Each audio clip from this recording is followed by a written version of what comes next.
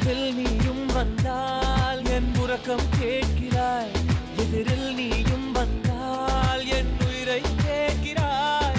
அடி உன்முகம் கண்டால் என் இமை ரெண்டும் கைகள் தட்டுதே. அடடா அடடா